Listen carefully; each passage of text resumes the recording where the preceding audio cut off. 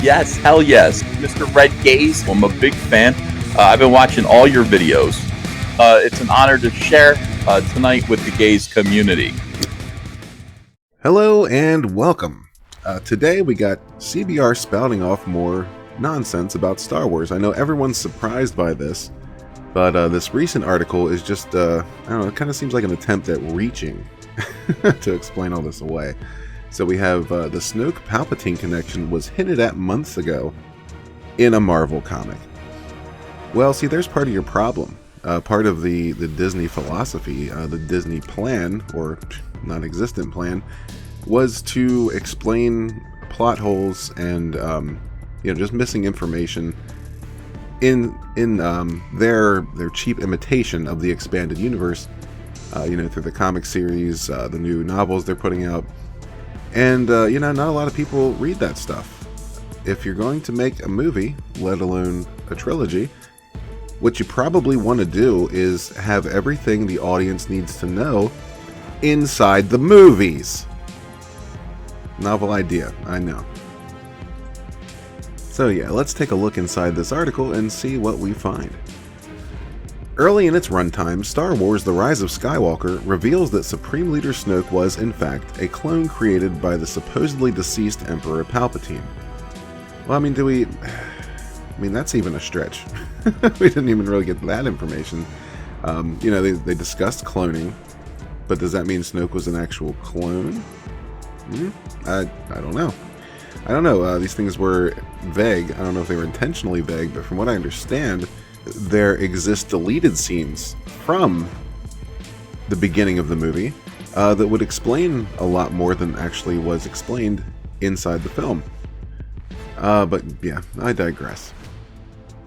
So yeah, as it turns out, however, this revelation was actually hinted at all the way back in September in the Marvel comic one-shot Star Wars Age of Resistance Supreme Leader Snoke. Because everybody wanted a backstory for Snoke, they thought this comic would be popular. It wasn't. So what ended up happening is that hardly anyone read this, so nobody really saw it. And the hint is, it's there, but it's kind of vague. It was written by Tom Taylor and illustrated by Leonard Kirk. The issue follows Snoke and his apprentice Kylo Ren on a trip to the planet Dagobah, where Luke Skywalker once trained under Yoda. Much to Kylo's annoyance, Snoke speaks highly of Luke, explaining that the former Jedi Master has earned my respect and my fear. Snoke then rebuts Kylo's claim that Luke is weak. Okay, let's take a look at this. With The Rise of Skywalker now out in theaters, Taylor shared his particular scene from his and Kirk's comic in a post to Twitter. Hey, Star Wars The Rise of Skywalker fans, he wrote. Here's a key scene a lot of people missed from our Age of Resistance Snoke story. So here's his tweet. Yeah, so as you can see here, we have Snoke and Kylo flying into Dagobah, and they're deboarding the starship. Kylo says, I can still feel him from his time here, Skywalker. Snoke replies, yes, one of the most formidable Jedi began his training here. And Kylo's getting a little pissed here. He says, why do you speak of him that way? What way? Snoke says. With respect. Then we expand here to continue the conversation. He has earned my respect and my fear, Snoke says. He is weak. He is not weak. He is misguided. And if I had your uncle by my side instead of you, the galaxy would have been mine a long time ago. So I see what they're alluding to here. But that's not necessarily a Palpatine reference. Honestly, I'd be rather surprised if Taylor even knew about this when the comic was written and made. You know how Disney likes to keep everything very close to the vest.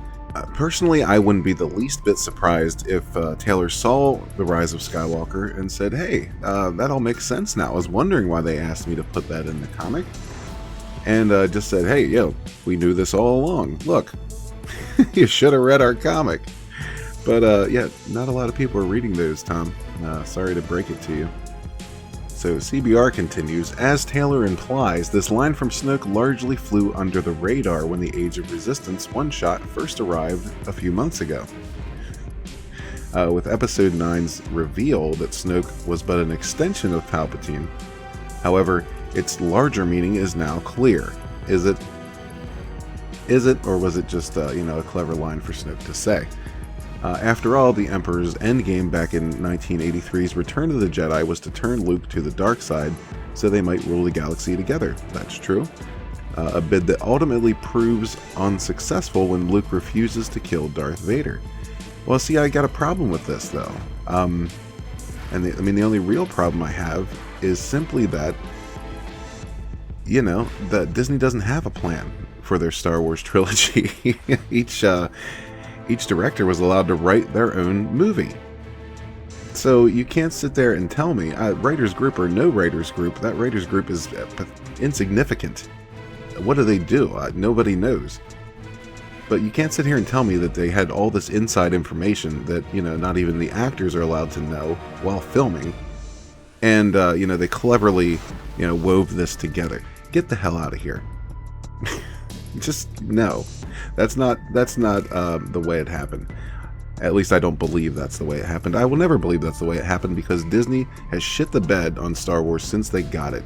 Especially on this supposed Skywalker saga trilogy ender. So yeah, but that's what they want you to believe. That they had this plan all along. And they just decided not to do a damn thing with it until they had to jam all this into the very last movie because Rian Johnson is a moron. So yeah, let me know what you think in the comments below. If you like this video, please hit that thumbs up. Also, please subscribe to the channel if you're not already. It would be very much appreciated, trying to grow this gays community. And yeah, thank you for watching, and we'll catch you on the next one. Peace.